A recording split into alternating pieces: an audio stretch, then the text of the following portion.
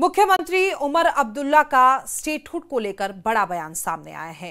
उन्होंने कहा है कि मैं खूनी संघर्ष के लिए तैयार नहीं हूं, लेकिन हम लोकतांत्रिक तरीके से अपने अधिकारों के लिए लड़ेंगे। कल गांदरबल में सीएम ने स्टेटहुड को लेकर यह बयान दिया था और लद्दाख हिंसा का हवाला देते हुए कहा था कि हालात बिगड़ने में टाइम नहीं लगता, हम नहीं चाहेंगे यहां बेगुनाहों का खून बहाया जाए। तो उमर अब्दुल्ला का ये बड़ा बयान कहीं ना कहीं में जो हालात बने थे उनको लेकर कहीं ना कहीं लग रहा है कि इस तरीके की बात उनकी तरफ से की गई है और उनकी तरफ से कहा गया है कि समय नहीं लगता है हालात बिगड़ने में। स्टेटहुड को लेकर कई दिनों से मांग चल रही है, लगातार उनकी तरफ से हर बाइट में बयान उठाया जाता है कि स्टेटहुड को लेकर सरकार ध्यान क्यों नहीं दे रही है, क्योंकि वादा सरकार की तरफ से किया गया था। हालांकि आपको बता दें कि सरकार की तरफ से कहा गया था कि सही समय आने पर स्टेटहुड दे दिया जाएगा, लेकिन उनकी तरफ से कहा गया है कि मैं खूनी संघर्ष के लिए तैयार नहीं हूं, क्योंकि लेह में हम सब जानते हैं कि कितने लोग घायल हुए थे, लोगों की जान भी गई थी। उसके बाद वो कह रहे हैं कि वहां भी स्टेटहुड की मांग थी, यहां भी स्टेटहुड की मांग है, तो अगर हालात बिगड़ते हैं तो उसमें समय नहीं लगेगा। अगर रियासत का दर्जा हासिल करने के लिए बीजेपी को हुकूमत में शामिल करना जरूरी है, तो मेहरबानी करके मेरा इस्तीफा आप लोग कबूल कर लीजिए और यहाँ किसी और एमएलए को आप वजीर आला बना के बीजेपी के साथ हुकूमत बनाओ। मैं बनाने के लिए तैयार नहीं हूं। मुझे जम्मू कश्मीर को दोबारा रियासत देखने के लिए इंतजार करना पड़े, मैं करूंगा। रुपए के 100 पैसों के बजाय रुपए के 50 या 70 पैसे का काम हो, मैं वो भी तस्लीम करने के लिए तैयार हूं, लेकिन इंशाल्लाह हम काम करके ही अपने आप को आपके सामने पेश करेंगे। ये मेरा वादा है आप लोगों के। बीजेपी विधायक विक्रम सिंह रंधावा हमारे साथ मौजूद है। देखिए, उमर अब्दुल्ला का जो बयान आया है, विक्रम जी, क्या संदेश देने की कोशिश कर रहे हैं वो? इमेच्योर बयान है। दूसरी बार मुख्यमंत्री बने हैं वो, एटलीस्ट उनको सोच समझ के इस तरीके की बयानबाजी करनी चाहिए। मैं तो इसको उसी लाइन पे जोड़ के देखूंगा कि ये जो काम लद्दाख में उकसाने का कुछ लोगों ने किया, कहीं यही काम हमारे मुख्यमंत्री जम्मू में तो किसी को उकसा नहीं सकते, लेकिन कश्मीर में इनका कोई सेटअप ऐसा होगा जिसको ये उकसा रहे होंगे। ये साधारणतरण बयान नहीं लिया जा सकता इसको। लेकिन मुझे अफसोस लगता है कि जिस व्यक्ति ने जब चुनाव लड़ा तो ये सोच के लड़ा कि मैं यूटी का मुख्यमंत्री बनूंगा, जब मुख्यमंत्री की शपथ ली तो भारत के संविधान के तहत शपथ ली। अभी 1 साल इनका हो जाएगा चुनाव में आए हुए, 1 साल की कारगुजारी में बात करने को तैयार नहीं है कि मेरी 1 साल की मेरी और मेरी कैबिनेट की क्या करतूतें रही हैं, हमने क्या किया, कितना रिलीफ हमने लोगों को दिया, इंफ्रास्ट्रक्चर डेवलपमेंट में हमने क्या किया। भारत सरकार विकसित भारत की लय पे विकसित जम्मू कश्मीर के लिए काम कर रही है, लेकिन उसमें इस सरकार की कंट्रीब्यूशन क्या है उस पर बात करने को तैयार नहीं है।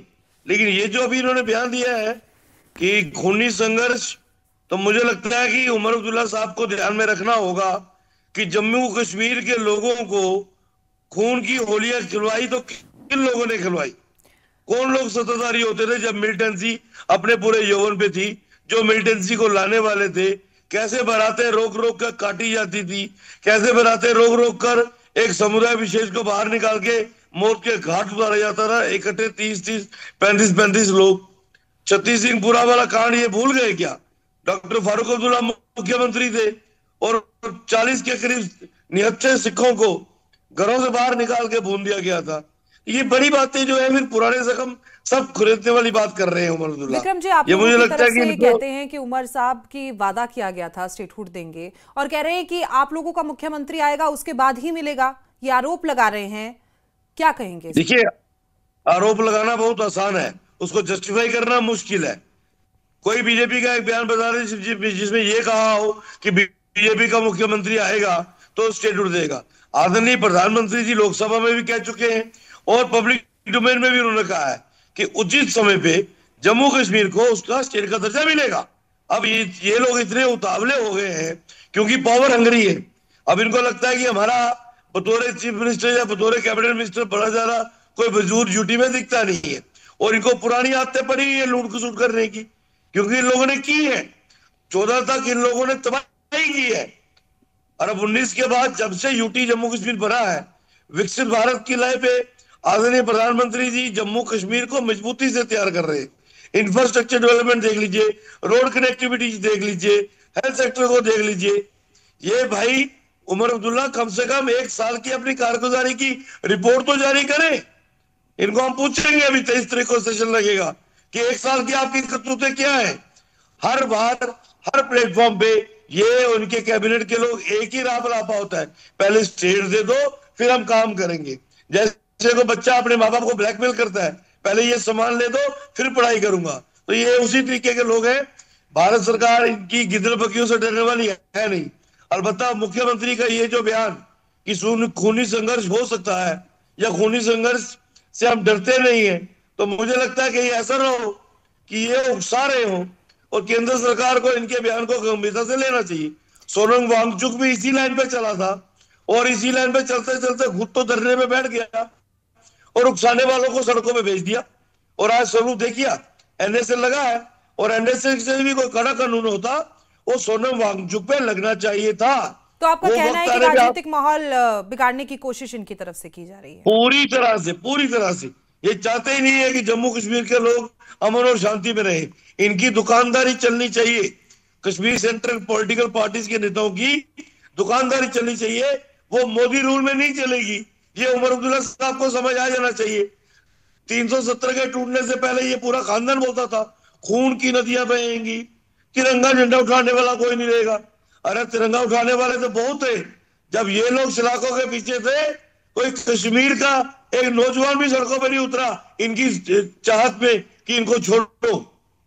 इनको एहसास होना चाहिए कि हमने जिस कश्मीर को, जिस खूबसूरत कश्मीर को आग में धकेला था, उस नफरत की आग से बाहर निकाला है नरेंद्र मोदी जी ने। उसके बावजूद, इनकी गिदड़बगियों के बावजूद भी प्रधानमंत्री जी आज भी विकसित जम्मू कश्मीर की बात करते हैं। कोई कमी जो है जम्मू कश्मीर में नहीं है इंफ्रास्ट्रक्चर डेवलपमेंट को लेकर, सिर्फ कमी है उमर अब्दुल्ला और उनकी कैबिनेट को पावर की। इनको पावर चाहिए, इनको लाभ लश्कर चाहिए, इनको फैसिलिटीज चाहिए, और कुछ नहीं चाहिए इनको, जिसकी वजह से स्टेट ढूंढ रहे हैं। इनको प्रधानमंत्री जी की कथनी और करनी पे यकीन करना चाहिए। उमर अब्दुल्ला साहब, आपने शपथ उठाई है कि जम्मू कश्मीर यूटी का मुख्यमंत्री हूं, इसलिए सब्र कीजिए। उचित समय पे आपको नरेंद्र मोदी जी के कर कमलों से ही यहाँ पे स्टेट का दर्जा मिलेगा, ज्यादा फड़फड़ाने की जरूरत नहीं है। जी, बहुत बहुत शुक्रिया आपका हमारे साथ जुड़ने के लिए। तो देखिए, सीधे तौर पर उनका तो आरोप है कि आपको इंतजार करना चाहिए और आपको वेट करना चाहिए कि समय आने पर आपको मिल जाएगा स्टेटहुड का दर्जा। और अब आगे क्या कुछ रणनीति उमर सरकार की रहती है वो भी देखने लायक होगी। बाकी तो आपका फिर से बहुत बहुत शुक्रिया सर हमारे साथ जुड़ने के लिए।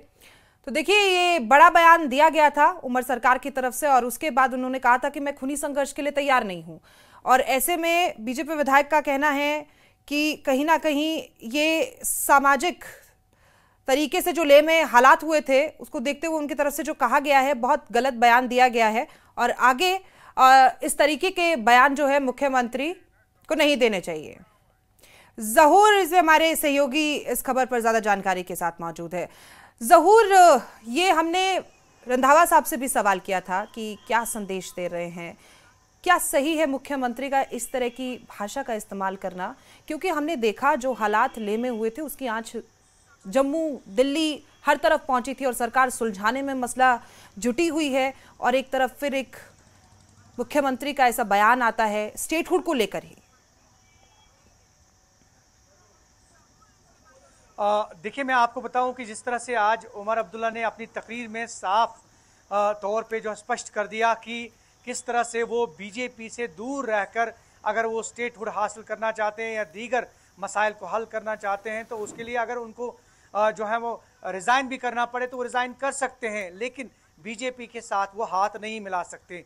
और उन्होंने ये स्पष्ट कर दिया कि जो ही सरकार बनी तो उस वक्त उनके पास ऑप्शन भी था कि वो बीजेपी के साथ हाथ मिला सकते थे, लेकिन जो वादे उन्होंने लोगों से किए हैं, शायद वो वादे जो हैं वो पूरे नहीं हो सकते अगर वो बीजेपी के साथ हाथ मिलाते। तो यही उनका कहना था आज, और उनने साफ कर दिया कि किसी भी कीमत पे वो बीजेपी के साथ हाथ मिलाने के लिए तैयार नहीं है। अलबत्ता उनने स्पष्ट कर दिया कि डेमोक्रेटिक वे में, यानी कि जमहूरी तर्ज अमल पे वो स्टेटहुड और दीगर मसाइल को हल करने की कोशिश करेंगे। हालांकि आज जिस तरह से उमर अब्दुल्ला ने अपनी तकरीर की, उससे साफ लग रहा था कि कहीं ना कहीं वो नाराज हैं। जो दिल्ली में बैठी सरकार है वो कहीं ना कहीं जो है वो नाराज है उनसे, और जो मांगे अब तक जो है वो की गई थी, शायद उनको पूरा अभी तक नहीं किया गया है। और यही वजह है कि उमर अब्दुल्ला ने एक भड़ास सी निकाली आज अपनी स्पीच के द्वारा। हालांकि उनने बहुत सारी चीज़ों का खुलासा किया, जैसे कि उन्होंने अपने MLA से भी कहा कि वो दोगली जो है वो दोगली पॉलिसी इख्तियार करते हैं, क्योंकि अंदर एक चेहरा होता है ऑफिसरान के साथ, और लोगों के साथ जो ही वो तकरीर वगैरह करने लगते हैं तो उनका एक तरीका होता है। तो उनने स्पष्ट कर दिया कि सरकार और स्पेशली नेशनल कॉन्फ्रेंस चाहती है कि एक डेमोक्रेटिक वे में बातचीत को जो है वो उसका दौर शुरू किया जाए, और जो भी मसाइल हैं, जो भी मसले मसाइल हैं, उनको हल किया जाए। स्पेशली स्टेटहुड की उन्होंने बात की, तो उन्होंने ये कहा कि आप देख रहे हैं कि लद्दाख में क्या सिचुएशन है। देखिए, स्टेटहुड की बात तो जाहिर तौर पर उनकी तरफ से कई बार की गई है। जब भी उनकी कोई भी बाइट हम चलाते हैं, कोई भी बयान सामने आता है स्टेटहुड को लेकर, वो अक्सर बोलते हैं। और लेकिन अब इसे सभा में जो संबोधित करते हुए जो जिस तरीके से आक्रोशित वो दिखाई दिए, और जिस तरीके से उनकी तरफ से कहा गया कि खूनी संघर्ष के लिए मैं तैयार नहीं हूं, हालात बिगड़ने में समय नहीं लगता, ये कहीं ना कहीं हो सकता है कि देखिए गलत हो। फिलहाल आपकी जानकारी के लिए जरूर बहुत बहुत शुक्रिया। लेकिन आपको बता दें कि मौजूदा मुख्यमंत्री ने जो बयान दिया है, और कहीं ना कहीं उनकी तरफ से कहना है कि मैं भारतीय जनता पार्टी के साथ हाथ मिलाने के लिए तैयार नहीं हूं। अब आगे स्टेटहुड के मुद्दे पर कब बात होती है उस पर नजर हमारी बनी हुई है। फिलहाल वक्त छोटे से ब्रेक का, आप देखते रहिए न्यूज़ 18।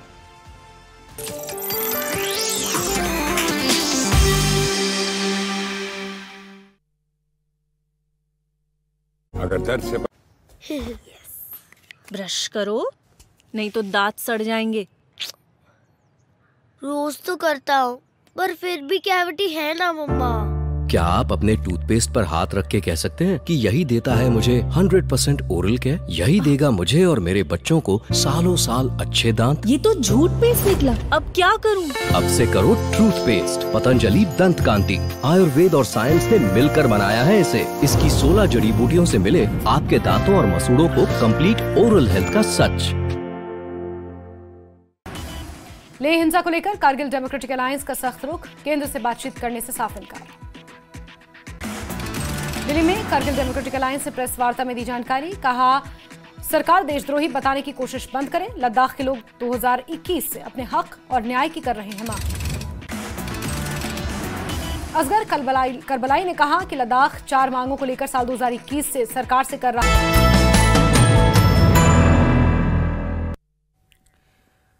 इस वक्त की बड़ी खबर, गिरफ्तारी पर सोनम वांगचुक की पत्नी का बयान सामने आया है। उन्होंने कहा है कि सभी आरोप निराधार है। तो सोनम वांगचुक की पत्नी गीतांजलि की तरफ से ये कहा गया है कि उन पर जो आरोप लगे हैं वो सब निराधार है।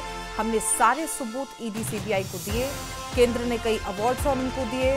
वांगचुक अब देशद्रोही कैसे हो गए? तो ये सवाल सरकार से पूछ रही हैं कि हमने सब कुछ सरकार को दिया, कई मेडल्स दिए, अवार्ड दिए, और उसके बाद माफ कीजिएगा वोट उनकी तरफ से दिए गए, और अब उनका कहना है कि अचानक से सोनम वांगचुक जो है वो देशद्रोही कैसे हो गए। तो ये सरकार से सवाल पूछते हुए गीतांजलि नजर आ रही हैं। हालांकि इससे पहले उनकी तरफ से कहा गया था कि हम भारत सरकार के साथ हैं, क्योंकि उन्हें इस बात पर विश्वास था कि कोई आरोप नहीं होंगे सोनम वांगचुक पर। लेकिन वो 24 सितंबर 25 सितंबर की तस्वीरें हम भूल नहीं सकते कि किस तरीके से वहां पर लोग सड़कों पर उतर आए थे, जेंजी सड़कों पर उतर आए थे, और उसके बाद से जो हालात वहां पर बिगड़े, कई लोगों की मौत हुई, कई लोग घायल हुए।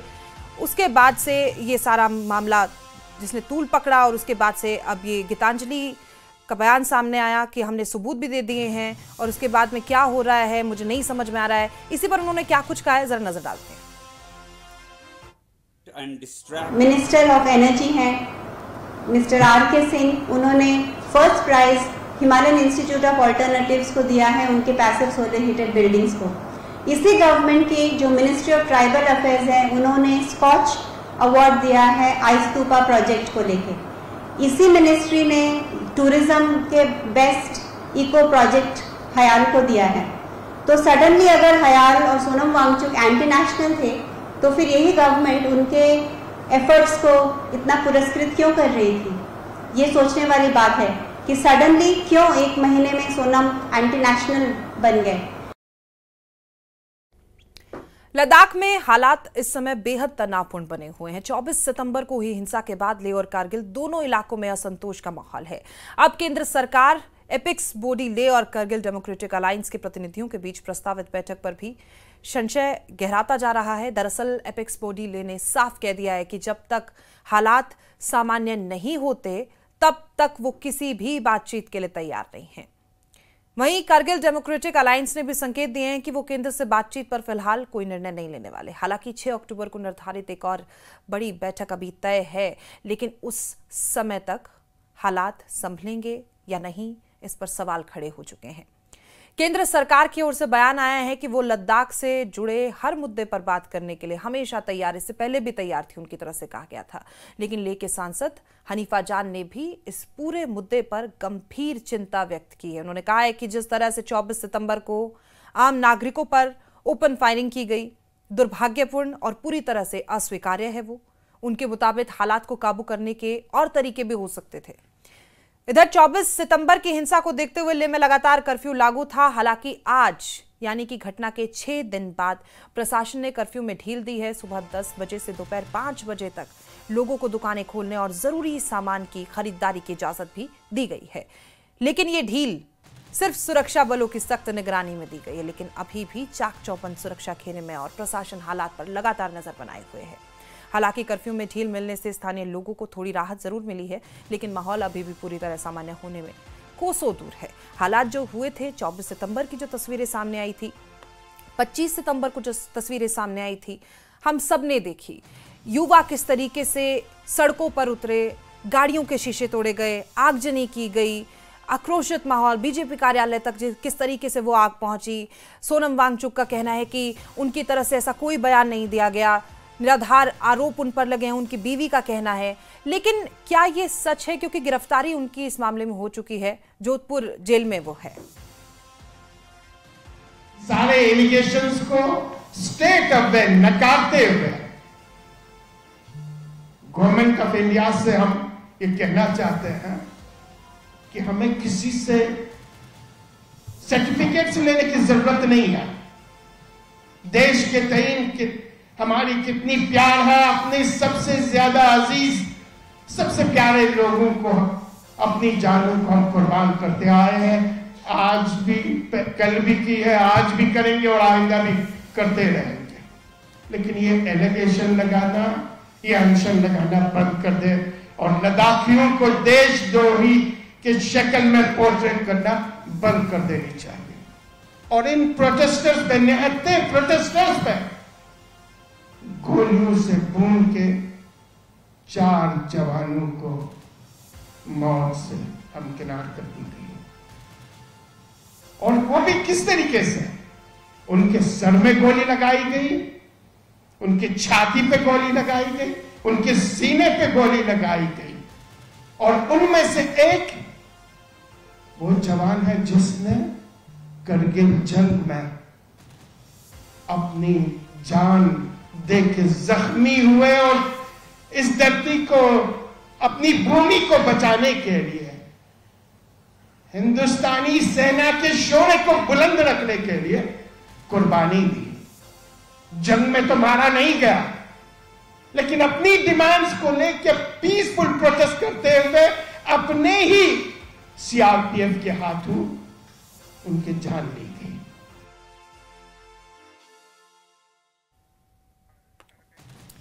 खुर्रम हमारे सहयोगी इस खबर पर ज्यादा जानकारी के साथ मौजूद है। खुर्रम, देखिए, बैठकों का दौर लगातार जारी है। कविंद्र गुप्ता की तरफ से भी बैठक ली गई थी, उसके बाद में भी हालात सामान्य हुए हैं, थोड़े बहुत हुए हैं। हालांकि कर्फ्यू में ढील दी गई है, लेकिन कोई सही रास्ता निकलता हुआ अभी भी नजर आ नहीं रहा। देखिए, सही रास्ता ज़रूर निकलेगा, लेकिन अभी फ़िलहाल जो हालात हैं उसमें जो लद्दाख की लीडरशिप है और केंद्र सरकार के साथ जो बातचीत का प्रोसेस है उसको लेकर काफ़ी तल्खियाँ जो है वो दिखाई दे रही हैं। जैसे ही ले अपेक्स बॉडी ने एक फ़ैसला लिया कि वो सरकार के साथ बातचीत नहीं करेंगे, उसके बाद केडीए ने भी कदम पीछे खींच लिए और आज दिल्ली में जिस तरीके की प्रेस कॉन्फ्रेंस की उसको लेकर काफ़ी नाराज़गी जो है वो सामने आई है। ख़ासतौर से लद्दाख का जो एडमिनिस्ट्रेशन है, यूटी एडमिनिस्ट्रेशन, उस पर सीधे आरोप लगाए गए हैं कि उसकी वजह से हालात ख़राब हुए हैं। लद्दाख के जो चुने हुए लोग हैं यानी कि सीईसी हैं, चाहे ले हिल डेवलपमेंट काउंसिल के सीईसी हों, चाहे करगिल हिल डेवलपमेंट के काउंसिल के सीईसी हों, ताशी गैल्सन और जाफर आखून, और इसी के साथ मेंबर ऑफ पार्लियामेंट हनीफा जान, तीनों को किसी भी मीटिंग में यूटी प्रशासन की तरफ से हालात संभालने के लिए, कॉन्फिडेंस बिल्डिंग के लिए नहीं बुलाया गया है। फौजी और सीने पर गोली मारने की बात पर नाराज़गी जताई गई है और सीधे तौर पर जुडिशल इंक्वायरी की जो मांग पर अड़ गए हैं। आज केडीए की तरफ से कहा गया कि जब तक जुडिशल इंक्वायरी नहीं होगी कि कैसे अनआर्म्ड लोगों पर फायरिंग की गई, किसके हुक्म पर फायरिंग की गई, वो चाहते हैं कि जुडिशल सिटिंग जज की लीडरशिप में एक इंक्वायरी होना चाहिए। और सोनम वांगचुक और खासतौर से एंटी नेशनल का जो एंगल है उसको लेकर बहुत ज़्यादा नाराज़गी है कि ये तमाम आरोप हटाए जाएं, उसके बाद ही जो है बातचीत जो है वो आगे बढ़ सकती है। तो मौजूदा जो माहौल है उसमें काफ़ी ज़्यादा कड़वाहट जो है वो दिखाई दे रही है। फ़िलहाल बातचीत के जो सूरत हाल है उसमें, इस माहौल में बातचीत बहुत मुश्किल है आगे बढ़ना, और यही वजह है कि ले अपेक्स बॉडी के बाद करगिल डेमोक्रेटिक अलायंस ने भी साफ तौर पर कह दिया है कि वो फ़िलहाल बातचीत नहीं करेंगे। सरकार कुछ कदम उठाएगी और कदम उठाएगी उसके बाद बातचीत पर फैसला लिया जाएगा, और सरकार अगर इसमें देरी करती है तो फिर एक आंदोलन की शुरुआत जो है वो ले अपेक्स की जो लीडरशिप है, केडीए और ले अपेक्स की जो लीडरशिप है वो इस सिलसिले में आंदोलन की शुरुआत करेगी। सोनम वांगचुक को लेकर काफ़ी ज़्यादा नाराज़गी है। उनकी जो पत्नी है आज वो दिल्ली पहुंची और उन्होंने जिस तरीके से प्रेस कॉन्फ्रेंस करते हुए कहा कि सरकार की गुड लिस्ट में थे सोनम वांगचुक, लेकिन जब से ये मामला सामने आया है उसके बाद से वो उनके ऊपर तमाम तरह के आरोप लगा दिए गए। वो उनका कहना था कि ये तमाम आरोप गलत हैं। हालांकि सरकार जाहिर तौर पर उनकी बीवी की तरफ से भी ऐसा ही कहा जा रहा है कि आरोप निराधार है। अपेक्स बॉडी ने भी साफ किया है कि हालात सामान्य नहीं होते, गोली का भी जिक्र उन्होंने किया, लेकिन क्या घायल उनको वो नजर नहीं आ रही, ये भी बहुत अहम है अपने आप में। और अब आगे सरकार